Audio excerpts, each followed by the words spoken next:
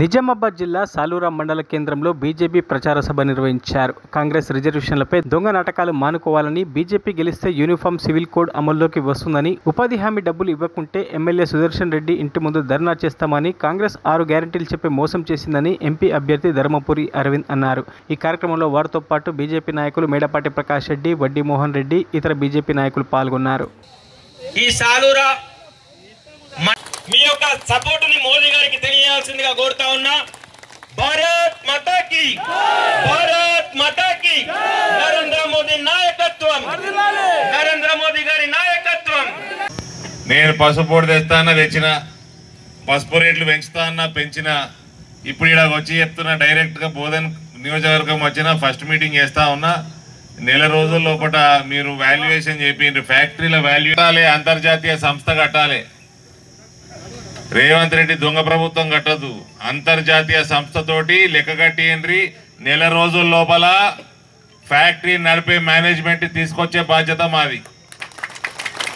ఆ లెక్క కట్టి బహిర్గతం చేయండి. బోధన్ ప్రజలందరి ముందర లెక్కది వాల్యుయేషన్ చేసి పెట్టండి. దొంగలీళ్ళు టీఆర్ఎస్ వాళ్ళు పెద్ద దొంగలు, ఈ కాంగ్రెస్ వాళ్ళు ఇంకా పెద్ద దొంగలు. అసలు ఈ కరప్షన్ నేర్పించిందే కాంగ్రెస్ ప్రపంచానికి. కాంగ్రెస్ పుట్టకంటే ముందు కరప్షన్ లేకుండే ప్రపంచంలో. వీళ్ళు పుట్టినాకనే కరప్షన్ పుట్టింది.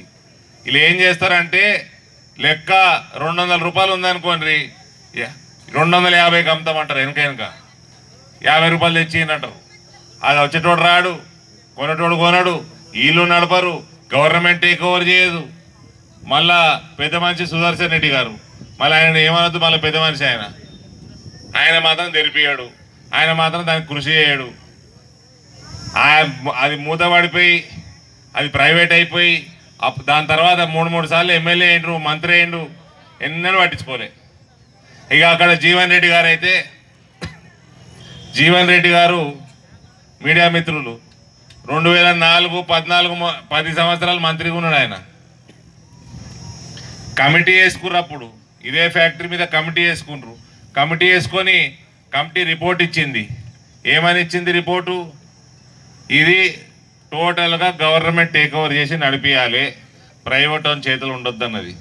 అది తీసుకుపోయి బుట్టదాఖలు చేసిర్రు, అప్పుడు తెరిపియాలి. మళ్ళీ ఇప్పుడు వచ్చిండ్రు, మళ్ళీ కమిటీ చేసిర్రు.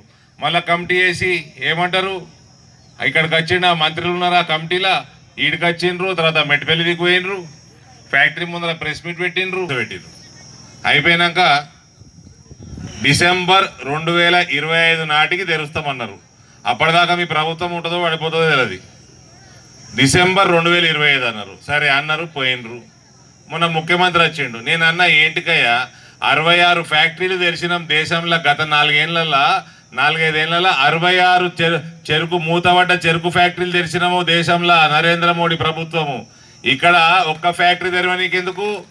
మీ అందరికి ఇళ్లకి ప్యాంప్లెట్లు కూడా పంపించిన. వచ్చినాయి 66 ఫ్యాక్టరీల ప్యాంప్లెట్ వచ్చిందా? మరిన్ని అప్డేట్స్ కోసం మా ఛానల్ని సబ్స్క్రైబ్ చేయండి.